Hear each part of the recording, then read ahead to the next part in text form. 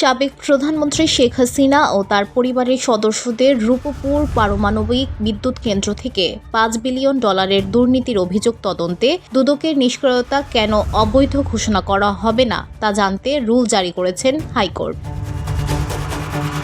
রোববার বিচারপতি ফাহমিদা কাদের ও বিচারপতি মুবিনা আসাফের হাইকোর্ট বেঞ্চ এ রুল জারি করেন। আদালতে রিটের পক্ষে শুনানি করেন ব্যারিস্টার শাহিদুল আজম তমাল।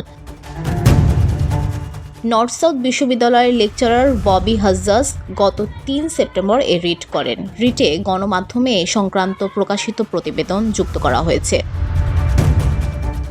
রিট আবেদনের পক্ষের আইনজীবী ওমর শরীফ জানান, অভিযোগ অনুসন্ধানের জন্য দুদকে আগস্টে আবেদন করা হয়েছিল, কিন্তু দুদক কোনো পদক্ষেপ না নেওয়ায় হাইকোর্টে রিট করা হয়। রিট আবেদনে বিদ্যুৎ, জ্বালানি ও খনিজ সম্পদ মন্ত্রণালয়ের সচিব, বিজ্ঞান ও প্রযুক্তি সচিব, স্বরাষ্ট্র সচিব, পরমাণু শক্তি কমিশনের চেয়ারম্যান, দুর্নীতি দমন কমিশনের chairman, nuclear power plant company Bangladesh লিমিটেডের এমডি, রূপপুর নিউক্লিয়ার পাওয়ার প্ল্যান্টের project director Sheikh Hasina Wazed, Sajeeb Wazed Joy, tulip Siddique ও তারিক আহমেদ সিদ্দিক সহ সংশ্লিষ্টদের বিবাদী করা হয়েছে।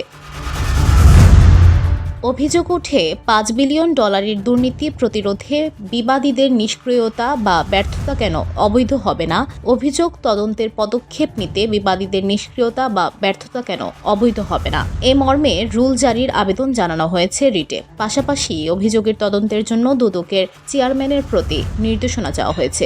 এছাড়া তদন্তের মাধ্যমে দোষীদের বিরুদ্ধে আইনগত ব্যবস্থা নেওয়ার নির্দেশনা চাওয়া হয়েছে। প্রসঙ্গত, চলতি বছরের আগস্ট মাসের মাঝামাঝিতে সাবেক প্রধানমন্ত্রী শেখ হাসিনা রূপপুর পারমাণবিক বিদ্যুৎ কেন্দ্র থেকে $500 কোটি আত্মসাৎ করেছেন বলে তথ্য প্রকাশ করে গ্লোবাল ডিফেন্স কর্প নামের একটি ওয়েবসাইট। ওই ওয়েবসাইটের প্রতিবেদনে বলা হয়, এই আত্মসাতের কাজে তাকে সহায়তা করেছেন ছেলে সচিব ওয়াজেদ জয় ও ভাগ্নি টিউলিপ সিদ্দিক।